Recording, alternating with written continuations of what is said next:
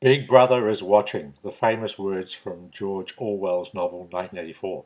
If you haven't read that novel, I certainly urge you to do so because it is brilliant. It's rather depressing, but it's also spot on with regards to foreseeing and almost prophesying the world we currently live in, which is, of course, that governments all over the world are particularly interested in what you and I are up to in everything. You know, what we're talking about, what we're doing on Facebook, what we're emailing about, and what we may be getting up to in the privacy of our own lives. And privacy, you know, this is a very important thing. A lot of people have this attitude that, well, if you've got nothing to hide, what's the problem?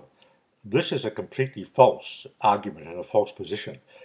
It's not about whether we have the right or not. We certainly have the right to have essence and parts of our lives which are considered to be private. I mean, just consider, would you in the past have written all your financial details and your bank account information on the back of a postcard and posted it to somebody? Of course you wouldn't, because someone else could have read it and used that information to do you harm. It's the same today.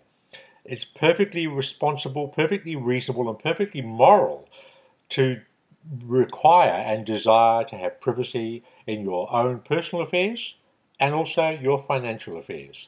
And so within this section here, I want to talk about some of the methods you can use with regard to communication privacy and other forms of privacy, where you can take preemptive action to protect yourself against not only Big Brother, the watchful eye of big government, but also anybody else who could have the intent to harm you for whatever reason.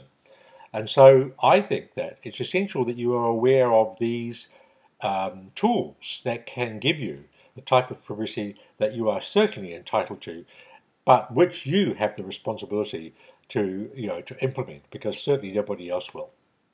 So check out the section, have a look through, and give yourself some ideas as to how you can certainly increase your personal privacy and your security.